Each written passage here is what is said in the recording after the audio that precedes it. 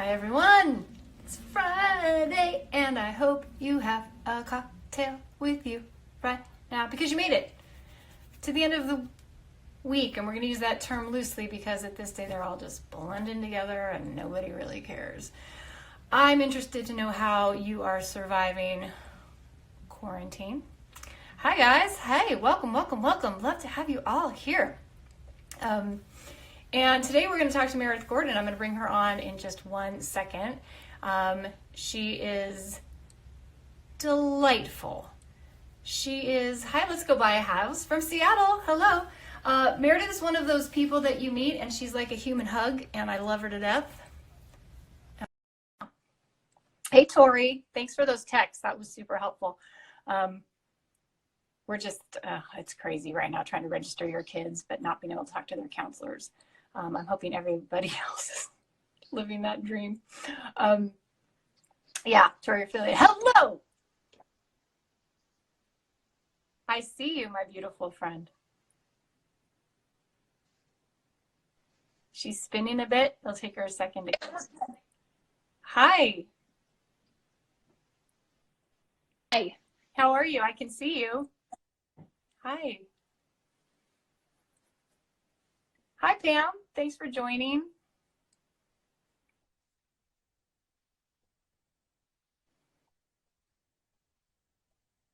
Hi.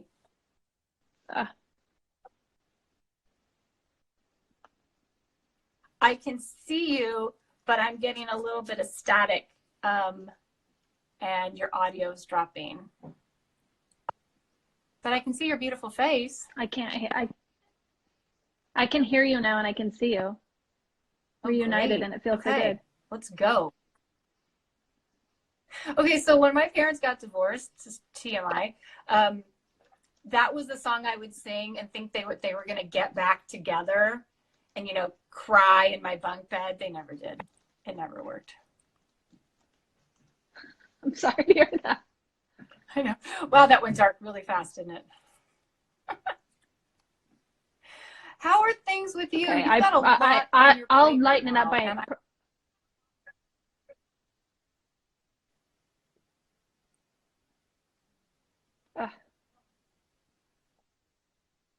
I can't hear you, my friend. I'm sorry. Let's go buy a house. You keep freezing. I know, you keep freezing.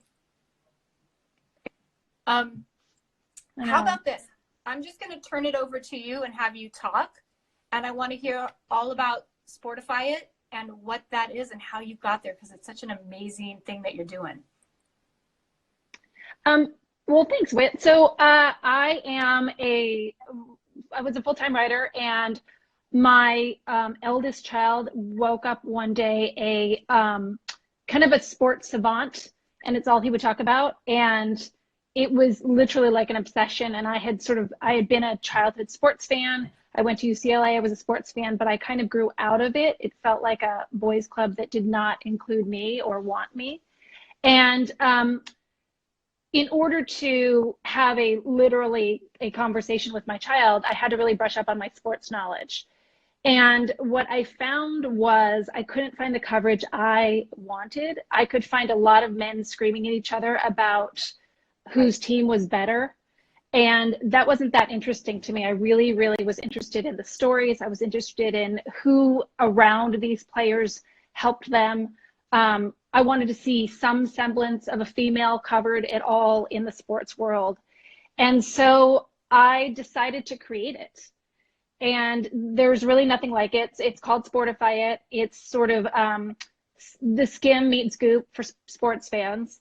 And right now it's a newsletter and a website. And every day there's a newsletter that comes to you, and it's a really fun, quick read about what's happening in the world of sports. And the focus is to cover really the backbone of professional sports, which I think are women, which is moms, coaches, executives, athletes. 40% of professional athletes are women. If you were to look on ESPN or Bleacher Report right now, you would not know that. On International Women's Day, you had to go 4 pages deep on ESPN to find a female. So that's what we're doing. We're covering it's not about salacious stories. It's really about people's stories and connecting emotionally to the world of sports. So it's been a really interesting journey. I've had incredible support from the sports world. And we do Gamechanger interviews with wives and coaches and executives, hearing about their story, not just as women, but as athletes, as coaches. And what I found also in this time of the quarantine, when there's not actually sports, is there's endless stories to tell. And athletes and people in the sports world, I think, are innately interesting. It's a hard road to get there. Your journey's automatically interesting. And so kind of everything they're doing is interesting. So we have a lot to cover. This weekend, the Michael Jordan documentary comes out. It's 10 parts on ESPN. Tonight's the WNBA draft, which is the only sporting event on tonight. So it's sort of actually a great opportunity to shine a light on the WNBA. So that's what we're doing. That's Sportify It. And you chose email as basically kind of your main platform, and Instagram. Talk to me about how you came to the decision about where to launch it and what data you integrated into that decision. So I spent a year researching this. There probably isn't a sports Nielsen or TV study I haven't read.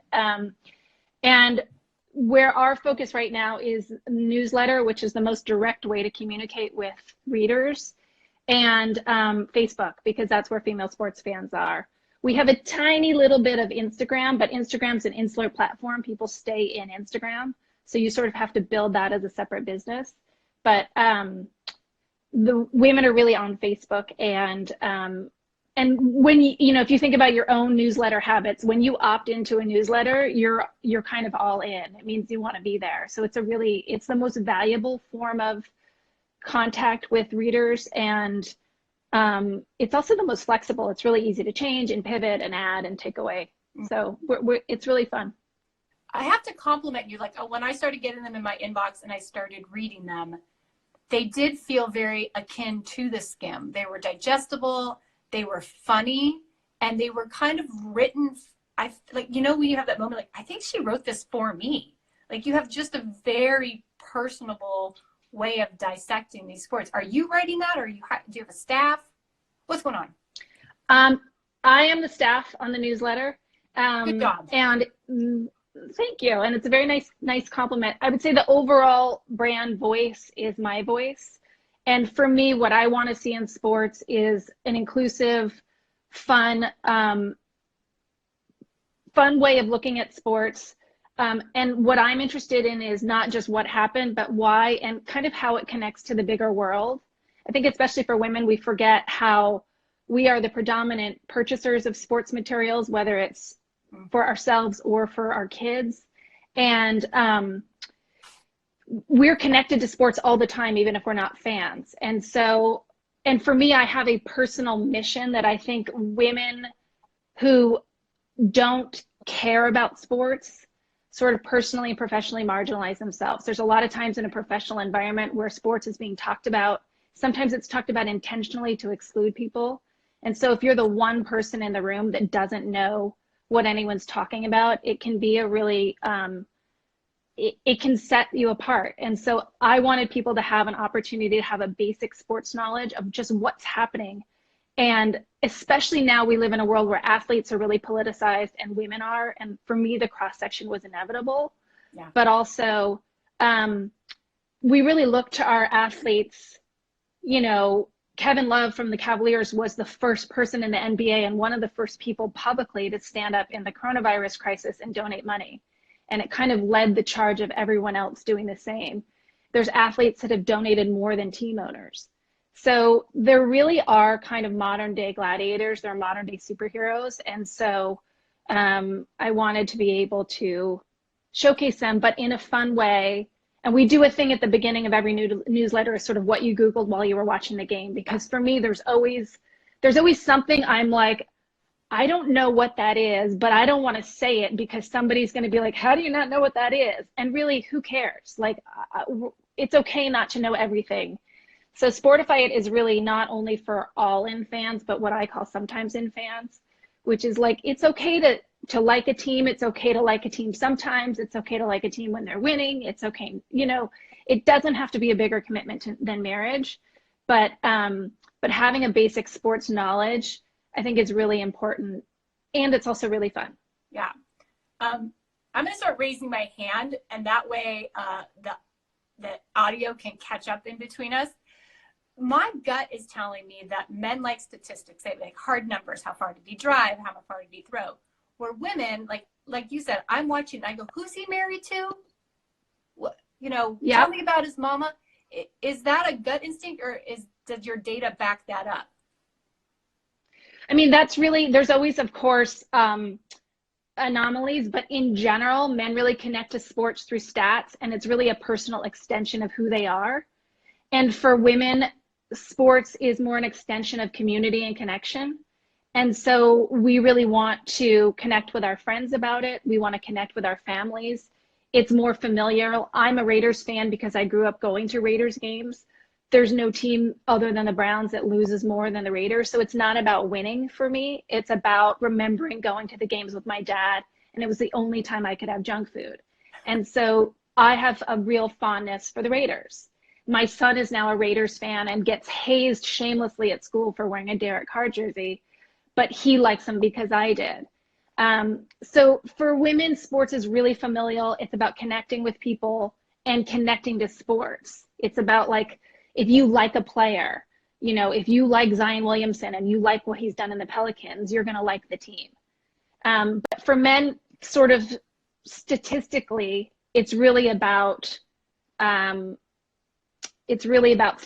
And in general, men are actually less loyal fans. Women will like a team even if they're losing. So we're actually better fans. Well, it's kind of like relationships too, right? We'll stick around probably longer than we should. Longer than we should. Yes, Whitney. Sorry. So you launched this company with 2 young children during a pandemic.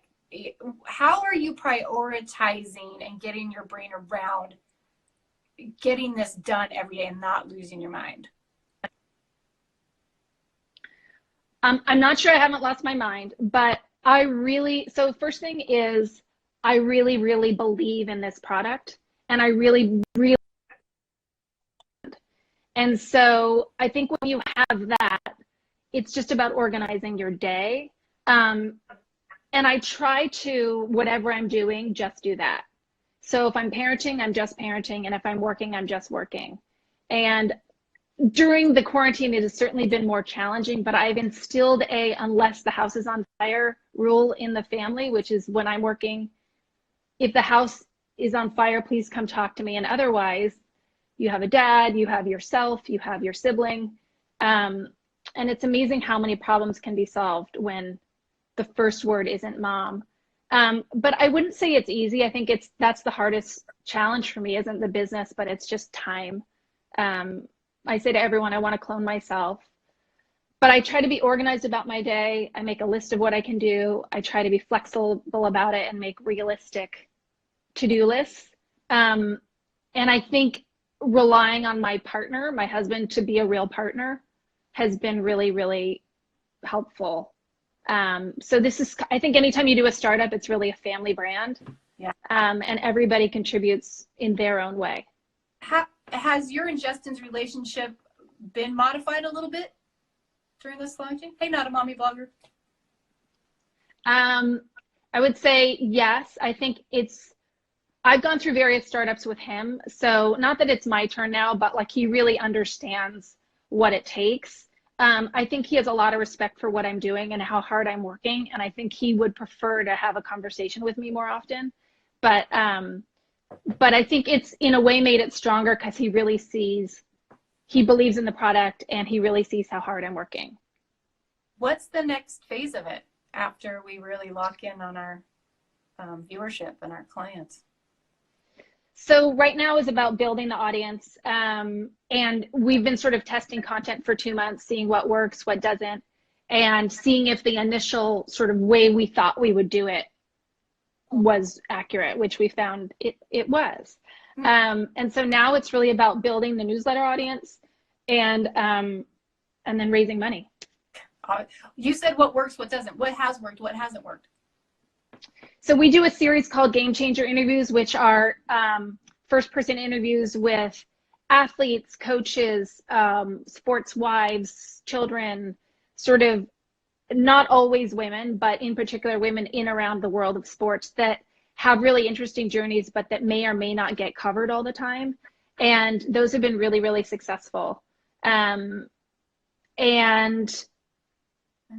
I think, I don't know, everything's, so people really like that. They like lifestyle because it's sort of the lifestyle of sports, not just sports. So people really like a roundup of clear bags or cool sneakers.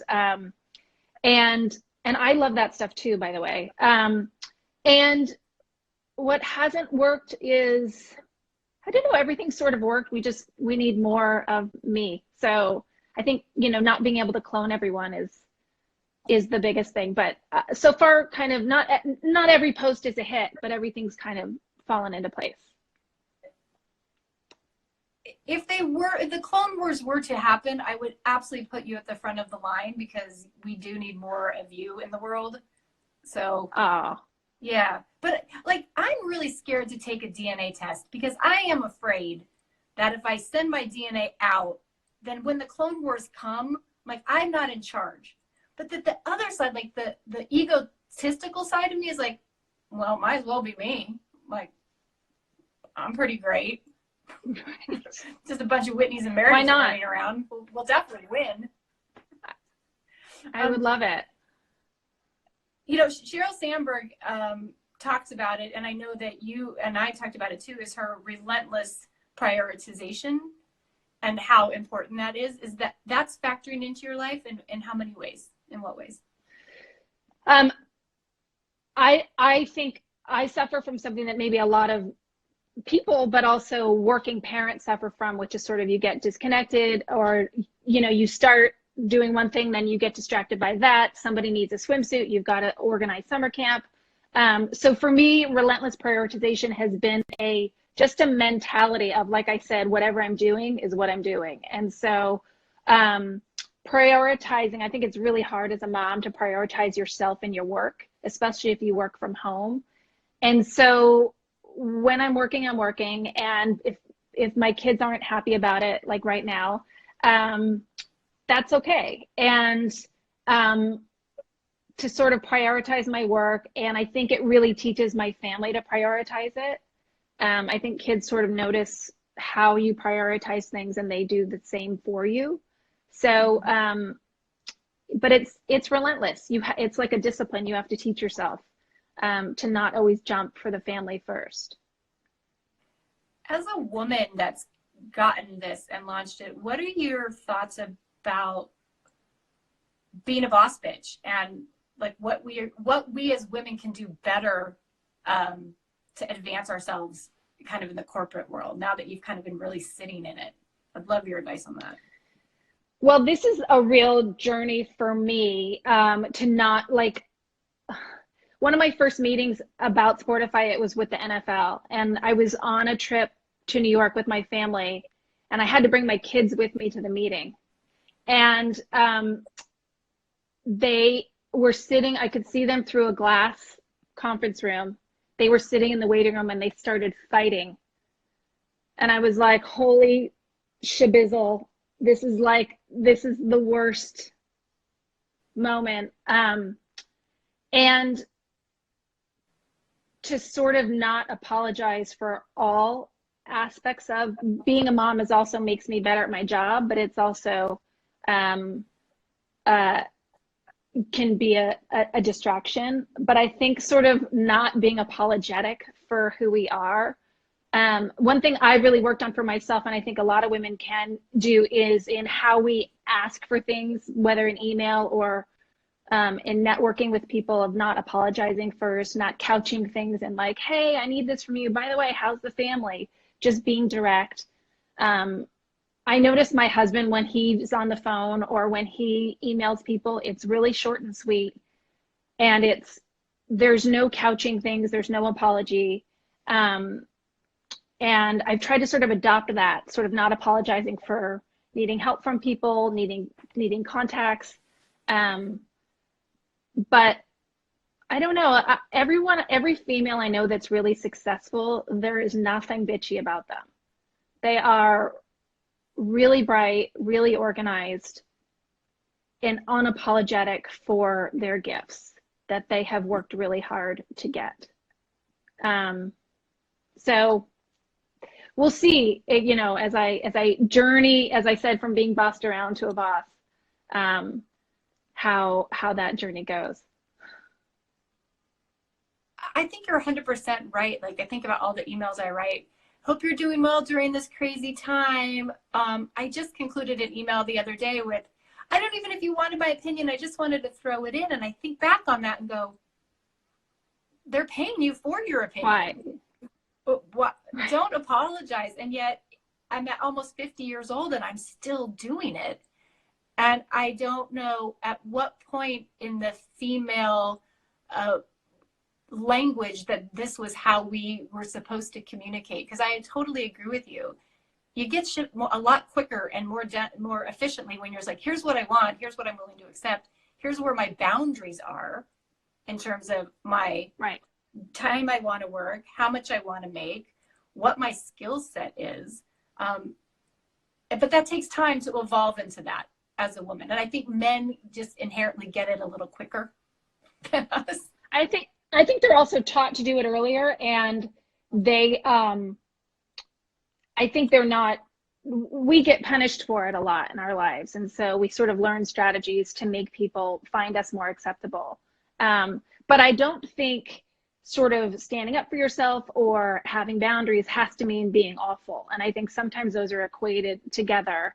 But I think it can be a kind boundary, sort of like good parenting. Like when you are really on it as a parent, you're not necessarily screaming at your kids, but you're firm. And I think that in order to be successful in any business, you have to really know your value, have earned your value, but also be willing to stand up for it. Yeah, you're doing that beautifully. Thank you. I love it.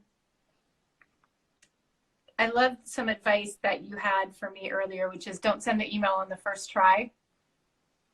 Write it, set it aside, and come back to it. It's a great philosophy. Well, I mean, that's sort of for me indicative of like a lot of things of just present yourself well, but also I found myself at the end of a lot of professional emails saying, hope the kids are great, or please say hi to, you know, so-and-so's spouse, or just kind of like negating everything that I had just written or asked for. You know, in what I'm doing, you need a lot of support. You need contacts, connections. Can you read this for me? Can you give me, you know, there's just a lot of, it's a real village that makes a startup go. And everybody understands that. They do not need me to sort of make it easier on them. I found professional people are really professional. And so, I sort of like by selling yourself out sort of at the end of an email or a conversation, and it doesn't mean you can't be friendly, but it's just like when you sort of, I try to separate parenting and professional worlds in professional communications. And I found that helps. And it also makes me not feel like kind of a jerk, to be honest. No, I love that. You talked about the village and the network. I mean, since you don't come from a sports background, how did you start knocking on those doors to be like, hey, I need to interview this guy and this guy? How did that evolve? Because that seems very intimidating to me. It's very intimidating to me, and I'm just pretending like it's not. I mean, for myself, I just do it anyway. I really, really believe in what I'm doing. And so I believe in it more than I believe in myself. And so it takes away any of that noise I have about like insecurities or feeling like an imposter. It just, when you have a mission and something you believe in and you've worked hard for, it helps. I think I said this to you, when I started as a writer, all my first jobs came from parents that were in my preschool parking lot. it happened to be that a lot of editors, you know, I live in LA, so there's a lot of people that work in digital media or in entertainment. And I started writing actually because one mom said, you should really do a blog. You sound like a writer. And I was like, I don't know what that is. And it took me 3 weeks to write a post, which now would take me 20 minutes. But a bunch of moms hired me. They happened to work at brands or one at an ad agency, and they needed people to do copywriting. And they hired me, and it sort of helped me see the light of like, your network is right. Everybody you need is in your parking lot, wherever your parking lot is. And people actually want to be helpful when you're talented. And they are willing, and they've also been there. And so I just think knowing that like everything you need is really close. You're either 1 degree or 1 or 2 degrees away from everything you need. And it's just figuring out what that is and being willing to ask for it. Yeah. I love that. And I kind of want to put that on a shirt or on a biscuit or something where like, that's brilliant because it's true. And people want, like, to your point, they want to help you. And I think one of the things we can do better in any part of our career is be very prescriptive about what we need from people. Like, hey, Meredith, I need you to introduce me to someone at Quibi because I have this great idea for a short-term thing. And by the way, I do need someone to introduce me at Quibi, so that's an actual real-world example. Like, because people want to help, but they want tangible, exact things to do. And even if they can't help you, they'll say, I can't help you, but my friend Joe can. Yes. And I have found that in this business world, people are much more helpful than they ever were to me in entertainment.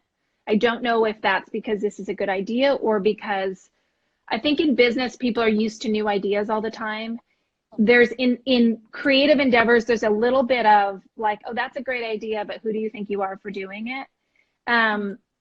But I found that in business, it's people are used to transactions. And so if you can be specific and concise, people either say yes or no, and it's not personal.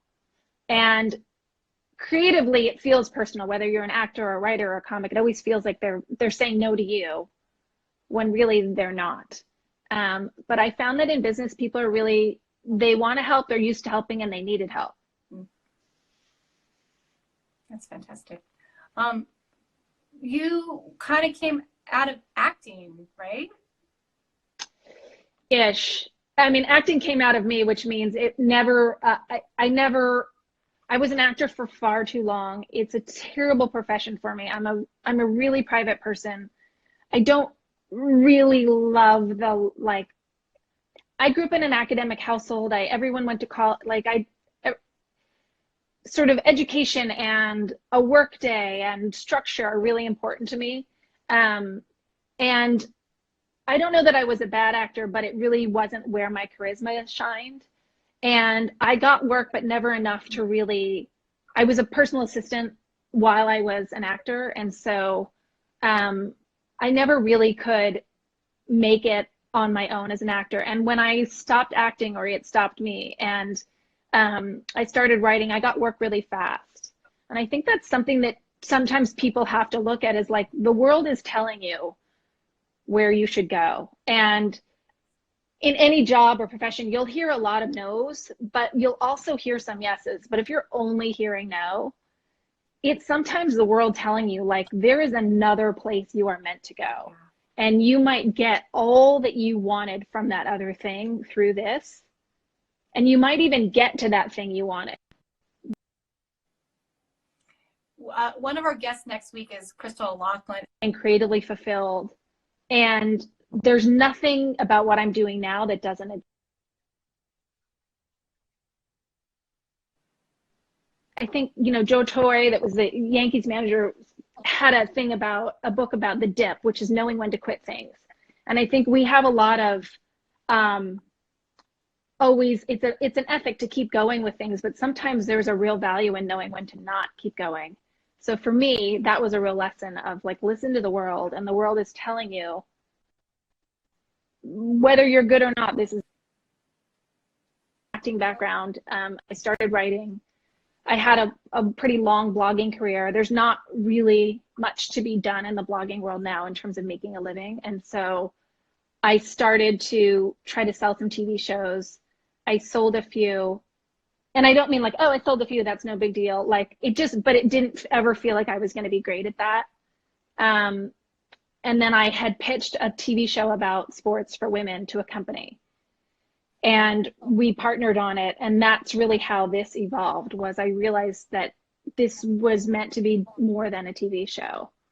And so it all makes sense. You know, it was all like one came to the next, came to the next. It just took me a really long time. And I agree that when it's right, those things kind of line up organically for you. Yeah, they don't line up if you're sitting in your house all day. I mean, we have to sit in our houses now, but you know, if you're not doing the work, they don't line up. But if you do the work, you'll get some no's and yeses, but you get forward momentum. Mm-hmm. And there's a lot of things I pursued that I didn't really get that. And it always felt like, and when I look back now, I'm like, I never really believed I was going to get there. When in my heart of hearts, I never really believed this was going to happen. So it didn't. But this does. This feels right. Yes, I believe in this mission. You know, when you do a startup, there's so many things that are out of your hands, but everything that I can do, I'm doing. And so it's a really, really rewarding feeling to feel like you are in charge of your own success or failure. And when I started this, I wanted to choose something that I controlled the yeses. And so when you work in TV and TV writing, you're in control of what you write, but you're not in control of anything else. Mm-hmm. And I wanted something that the success or failure was on me. And the failure is too, but I wanted to feel like my effort was in my hands. Yeah. And that's a nice feeling. One of the highlights every year is getting your Christmas letter, because your writing is so fantastic. And so many people just dial their Christmas cards in, and I was like, oh, Meredith is here. It's going to be funny and wise and wonderful. And just, if you guys haven't checked out Meredith's writing, she's just got a gift. And it's a way that it's unique and beautiful how you think. And that's what makes you so special, I think. Thank you, Whitney. Well, you're welcome. And your cheese boards are like cheese porn. Like Meredith, every Friday, what are they called? Shabbat boards? I'm such a glutton. They're called Shabbat boards because Friday night in the Jewish religion is Shabbat, and we do like a big-ish Shabbat in our house because I want my kids to like their religion, and so if I have to feed them to do it, I will do it. But so I put on Instagram all the time on my own account, which is it's Meredith Gordon account. I'm not at all a food blogger. I can barely cook, but I do these food boards because it started because I don't want to do dishes. And so if you put a bunch of food out on a board, then you don't have to wash anything afterwards. And now, like during this crazy time where we're all home, I leave a snack out at 10 for my kids. You know, like the kids have their grazing times at 10 and 4 because they have to have 400 meals a day. And so I just leave a big board of things out. And I find that sometimes when you lay them out pretty, it makes people want to eat them more, even though it's the same old stuff. I don't know if anyone else feels this way, but I cannot think of one more meal. I'm fresh out of ideas. So go ahead. Okay, two things. What's on your boards? Give us some ideas. And second of all, why the hell did you send me that email chain, the recipe email chain? Like, I love you, but what the hell? No. Not your So girl. I don't know if everyone has gotten the recipe share with 20 friends email for the quarantine. We're all tired of cooking. Here's some ideas. I got it 6 times and I never respond to stuff like that. But for some reason, I felt bad not doing one. So I did one. You're supposed to send it to 20 friends. I was like, I don't like 20 people. I don't have 20 friends. And so I sent it to everyone the truth is, I didn't know that you didn't cook, but now it makes a lot of sense. But I sent it to everyone I thought wouldn't hate me for sending it to them. That's really was my category of choosing people, is just who won't be like, screw you, I don't need another email. What is on them? So everything from, like, there's sometimes a theme, which might be might be charcuterie, might be California, or everything's yellow. And then sometimes I've done recently, like I did one that was a broken down, what was it? Like a soft taco bar, but on a board, so you can just take what you want and move along. But again, no dishes. Or I did like a broken down Caesar salad, so there was all the parts. And it kind of looks pretty, and so people think they're eating something special when really it's like what I have left. Because if I, like, for us, I don't know for everyone where they are, but going to the grocery store is a real event right now. We have to suit up, we have to stand in line for an hour. And so if I can avoid it, I do. So like, kind of, I'm making boards of whatever's left is really the theme now. Whatever's left. I love it. Are you suiting up, or are you just putting on a mask when you go to the store? I'm putting on a mask and gloves. For some reason, I feel the need to like have a sweater, like as if someone's going to sneeze on my elbow and I'm going to die from it. But it's also been super cold here. But yes, we're masking and gloving. Although I'm not sure. I feel like the gloves are not, because the gloves are just getting dirty, right? So I might just mask and then wash my hands. Yeah, that's smart. I do feel like, because I've had it and people in my community know that I've had it, like I almost want to wear a full-on ski mask, because I don't want people to throw things at me like, why are you even at the store? I'm like, because we need to eat. But yeah. But it's been weeks for you, right?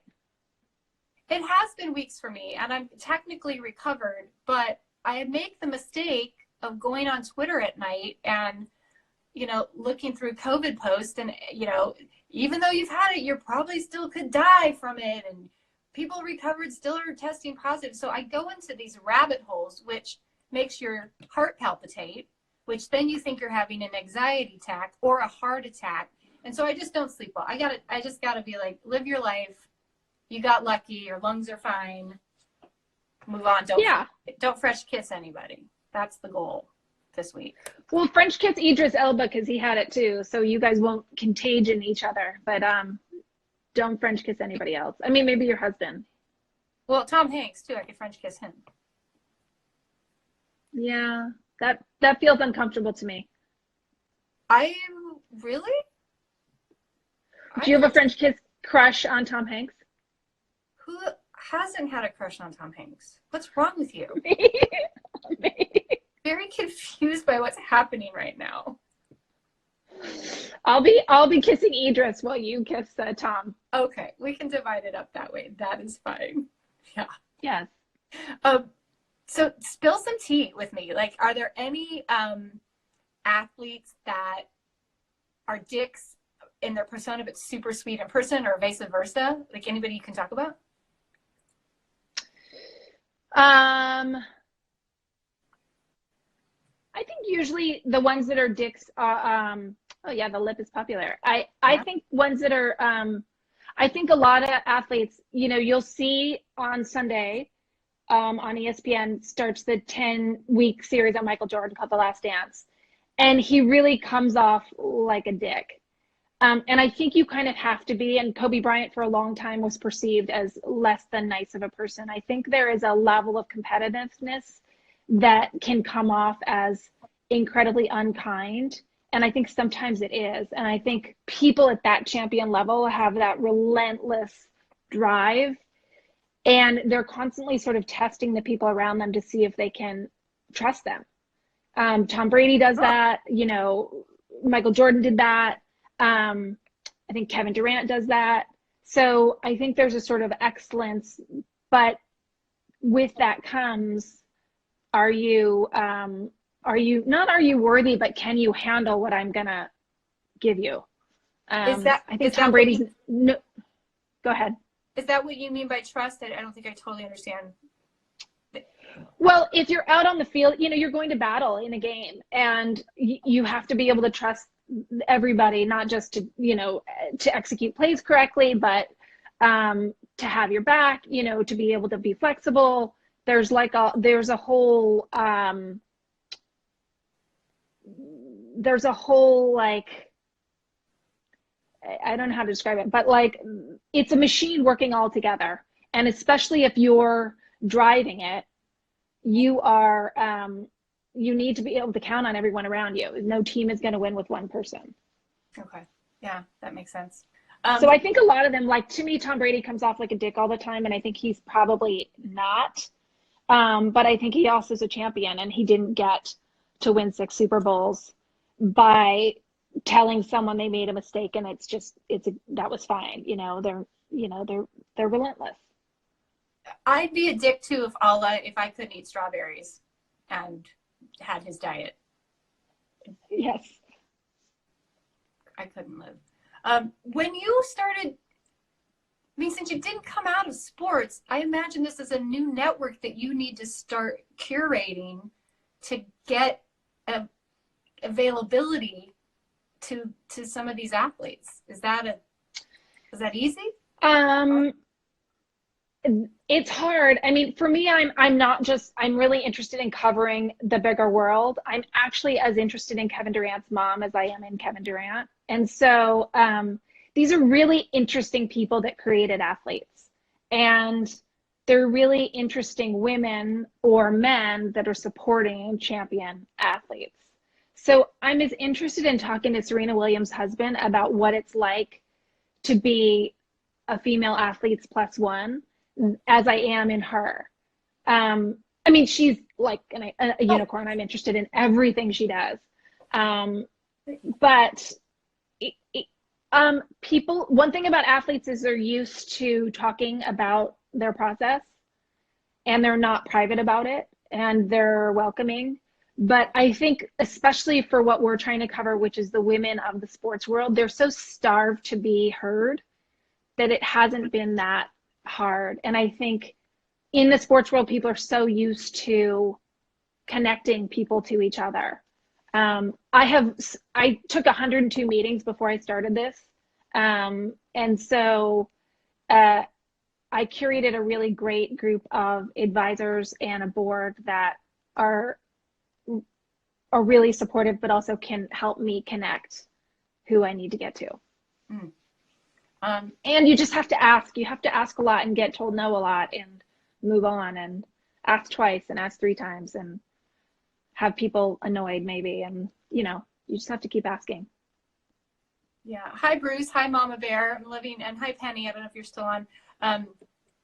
Penny loves your lips. Everybody is called Sportify It. And yes, it's really genuinely a breath of fresh air in your inbox. I think it's not just for women. I think it's that men benefit from it also, because they're looking at sports through a female gaze that they're not usually used to doing. And I think it's important that they start kind of listening to it. So I thank you for putting that out there. Hi, Miss Fox. So I encourage everybody to go online and sign up for the newsletter. Do you want to shamelessly plug anything?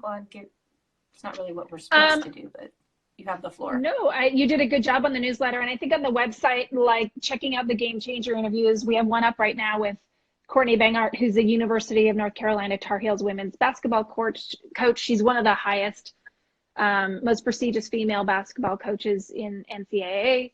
Next week, we have one coming up with Jen Utley, who's the wife of Phillies superstar and Dodgers star Chase Utley. And they are kind of like the Tom and Giselle of baseball, and she has a new business. And so we got to talk about sort of coming out from her husband just retired and what it's like to now it's her sort of turn to step into the spotlight. So just check out the site and subscribe for the newsletter, and we're happy to have you. And, we love, like, when people write in or they ask questions or they say, please cover this more, or I love this story about, it's really rewarding for all of us at our mighty little team. So we love when people engage with the content. That's great. Well, I adore you from the bottom of my heart. I remember the first day I met you, we were at a table and someone looked at me and looked at you and said, you two are going to get along. And it was almost instant that I was like, oh, yeah, no, we're going to be best friends for a really long time. And remember, we saw Brene Brown speak together. Were you in that? That was us sitting together and like weeping. That was before her, sort of right before her big like Netflix special, and her book had just come out. And it was like, I was like, she's talking to me. And you're like, no, she's talking to me. And I realized that's why she's so great, is everybody thinks she's talking to them. Yeah. You could have heard a pin drop. And we all, like all 300 or 400 of us, were just leaning in, riveted to what she was saying. It was so powerful. And I had never heard of her. Brene Brown, huh? What? That's right. And now she's everywhere. As she should be everywhere. We need more Brene Brown. She could be in the clone line. She goes to the front. We need more Brene Brown. Yes. Yeah, for sure. She actually speaks to a lot of sports teams about like being more athletes being vulnerable, and that's the key to their success. And yeah, she's right in there. Didn't she come out of sports? Like, now that you say that, I feel like that was one of her. I don't think so. I mean, I think she speaks like to the Seahawks and a bunch of teams and advises them, but I think she was a social worker, and then she got her PhD and her 10th PhD, and you know, I don't know how she catapulted into this, like, I don't even know how to describe what she does, because it's certainly not social work, but maybe it is. I think it's a psychology and a deep understanding of empathy, which is adjacent to vulnerability. I don't think you can have vulnerability and empathy without each other. I think it's equally balanced. I'm sitting here stroking my chin hair, which is growing. I think you could braid it at some point. Wait, there is nothing more humbling than aging. I'll just say that. Fuck it. I'm so done with it. I have not embraced it. That it's hard for me to wrap my brain around. Let's just say that, especially because I have a 9-year-old, and so I feel like, I don't know. I just feel like today I was like, I'm really cold, and my son goes, I know why, and I go, why? He goes, I can't. It's mean. And I was like, if he says I'm fat, he's out of the house. And I was like, why? And he's like, I can't say it. It's too mean. And I was like, oh my God, he's gonna say the F word. And then he goes, it's because you're old. And I was like, I was like, you're right. You're totally right. Well, he didn't use the M word. Oh, go ahead. What's M? What's the M word? Menopause. Oh, no, he didn't. He doesn't know that word, and I don't either. No. Yeah, I'm trying. It hasn't knocked on my door yet, but I feel like it's circling the block. Like it is not knocked on mine, but yeah. And for some reason, I feel like our periods are the longest relationship we have in our life, and I'm surprisingly not anxious to lose mine. It's not a breakup I want to go through. Oh no, the IUD split us up. We're done, and I'm so happy. You are? Oh God. Well, except I don't know if you remember this, but I ended up in the ER because they couldn't find my IUD. They went splunking up there and they couldn't find it. And then I had to get an X-ray, and they made the mistake. They sent me home, and the technician said, "Don't Google anything about this." What do? I go home and I Google it, and of course it's like it could move through your uterine wall and up into your heart. And that whole night I was like, oh. And I went back the next day. They're like, oh, it's just right there. We just boom, boom. Everyone, you're welcome. Thank you for coming to my TED Talk. I know, that was a good one. I remember when you had like it was like an everyday, like, what should I do? Here's what's happening. It was a very, that was a good play-by-play. I remember thinking how bold you were, that was very bold of you to share. I could be like, hey, so here we are. Exactly. Oh my gosh, I ripped these. Oh, that's classy. It's because I only shop at Marshall's now. Like, all my money goes to my kids, and I don't know. No, there's nothing left. There's nothing left for anyone else. No, And so speaking of like nothing left, so my son is 14. I don't know if anybody else has a 14-year-old boy at home, but they eat all the time. And he broke us yesterday. Like, we gave him 3 brisket sandwiches for lunch, and he had double cheeseburger for dinner, and he was still hungry. And finally, my husband just threw the phone at him and says, I'm done. DoorDash whatever you want. You have an unlimited funding because I cannot feed you and clean up anymore. It's just, and my son was like, so did he get more? I got a lot of DoorDash. He has spent $17 on the Jamba Juice one time. I was like, what was in it? Oh, there was ginger and extra protein, and then you add the delivery fee and the tip. And I was like, this is insane. But I ordered one the next day, so I can't really get mad at him. A $17 one? At my defense, yes, but in my defense, I did have the coronavirus and I was craving orange juice. So that is, and by the way, I'm going to ride that excuse for a really long time. So if you and I need a safe word, at some point I've abused that, you could be like, Whitney, we're done. Like, you're over it. No more sympathy. I'd be cool with that. 4 years later. 4 years later, shut the fuck up. We're done. No, I say milk it. I milk it while you can. I don't really want to be the victim with that, because it's kind of like, it's the scarlet C on your chest. Everyone knows. Totally. Yeah, no one really wants to like be around the Corona girl. No. And because everyone's still like, are you still contagious? And I get that. And I have I don't resent anybody saying to me, wait, I don't really want to be around you. Like, I might not want to be around me either. No hard feelings with that at all. It's sort of remarkable though that no one in your family got it.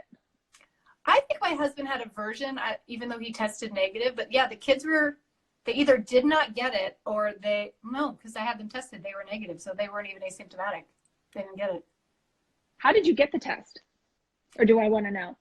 No, it's a good question, because everyone's saying, oh, the tests are everywhere, at least Trump is. If that is not true, I called Kaiser, my doctor, and I said to them, I was exposed. My friend, we are having symptoms. And they said, well, unless you've traveled internationally and unless you're really in like severe respiratory issues or failure, we just don't have enough tests. Thankfully, my mom found it on Nextdoor that someone had posted that there was a little local emergency clinic that had some, and she texted me, and I literally called them as I was driving and said, I'm on my way. And they came out, and they, garbed up, met you in the car, double swabbed you. It took 12 days, though, to get my results. Really? Well, then what's the point? Like, by then you're not contagious. Sister, you're preaching to the choir, yeah. But I did quarantine myself as soon as my friend tested positive. I was like, okay, chances are. Yeah. I don't have it, but I kind of want to say I do so that I can quarantine myself. You should be, okay, do whatever you want. For 2 weeks without my children and my husband. Such poor taste. I'm so sorry. Oh, such poor taste. Hi, Teresa. It's not in poor taste. At this point, we're all needing to quarantine ourselves to get away. Yeah, we're starting. Let's see. Tomorrow starts week 6 for us, and Kelly, wait, hold up, Mary. Hold on. Oh, Kelly, yeah. How are you feeling? Because I know Kelly said she wasn't feeling well last week either. We both followed Kelly when we were at Blog Her, because her son was one of the presenters, and well, hopefully she'll come back. Sorry. Kelly, tell us how you're feeling. What were you talking about, Mary? Sorry. I don't know. Let's talk about anything. I forgot. I derailed you. We were talking about quarantining ourselves with our kids. Yes. I just want to, yeah. You know what the problem, it's like, oh, she says not great. Oh, no. Oh, babe. Yeah, I've been thinking about her because she was having some issues with she and I were direct messaging. You know what's been interesting is how many people have reached out with their symptoms. Some of them just have called me in tears because they're terrified. And yes, it is terrifying to feel like you can't breathe. So I've actually made some good friends, not good friends, but really being able to connect with people about this. And by the way, if you're still on, please do call me if you want to talk, or if you're scared and you want to compare symptoms, because I don't want anyone to think that they have to go through this by themselves. It's scary. And the chances are you're going to be fine. You know, if it's going to attack you, it's going to take you down pretty quickly, but everybody else is just going to be miserable for a while, but you're going to be okay. Okay, that was my PSA. I've given a PSA and a TED Talk in the last 45 minutes. Jesus, shut up, Whitney. No, it's your show. Well, yes, but you're my guest, so, and I find you far more interesting than I find myself sometimes, so. No, I'm happy to, so yesterday I have a 9-year-old daughter, her best friend, it was her birthday. So we organized like a car parade, and all the kids put signs on the sides of the cars, and we like coordinated. So everyone came together and honking horns and playing happy birthday songs. And one of the kids popped out of her sunroof and she had a trumpet. I don't know why she had a trumpet with her, but it was really sweet and disruptive and amazing and fantastic. But I didn't take into account how hard it would be for them to see each other and not be together. Hi, Jackie. And she says it was amazing. That's the mom of the girl. And I got like really emotional, and I was like, I miss everyone so much. And so even just being here with you, Whitney, it is nice to talk to someone else that I didn't marry or make. Because I love them all so very much, but my God, like my kids have really mastered the long story while we're in quarantine.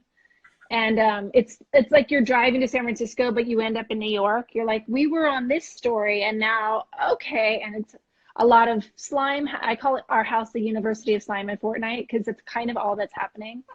And we're pretty, not like jerks, like, you know, but we don't do a lot of TV in our house, and now that's all we do. It's like a Best Buy in our house. There's just nothing else happening but lots of TV on. And I've sort of surrendered any like hopes for education this year. And I just feel like if everyone's being nice, then it was a good day. And yeah, so I'm happy. My point was, Whitney, that was a long, I've mastered the long story too, apparently, but it's very nice to see another human. And so yesterday when we were at the kids' car birthday party, I literally was like, I miss all these ladies so much. And I miss other humans. Like, I miss reading about something that isn't a virus, and I miss happy news. And one of the things we do on Sportify It is showcase the good sports in sports. And like, there's a lot of people doing really amazing things. And so that always makes me happy, is just to see all the goodwill that's coming around the world. But Whitney, I'm happy. If this is as close as we get to our lunches, then I'll take it. Oh, back at you. Yeah. What time is it, by the way? I have a 4 o'clock, but I want to take you to as far as I can. You want to take me to bed or to 4? Well, whatever at this point. I don't know. I almost died. Why not try new things? Now's the time. I think my daughter's computer. Do you have a clock next to you? It's 3:57. I do have to wrap this up. Yes. This is the problem with you, Meredith. Every time I spend time with you, it goes by so quickly, and I get off the phone or get out of lunch with you, and I have 19 more things that I'm like, oh, we didn't talk about that, and we should have talked about that. So Meredith Gordon, ladies and gentlemen, probably one of the most interesting, compassionate, beautiful, talented women. Thank you. Back at you, my friend. Well, let's do this again if you're interested. Because guess what I am? I am here. You are here. So are you. Okay. I love you. Yeah. I love you. Bye, everyone. Bye, guys. Thanks for joining.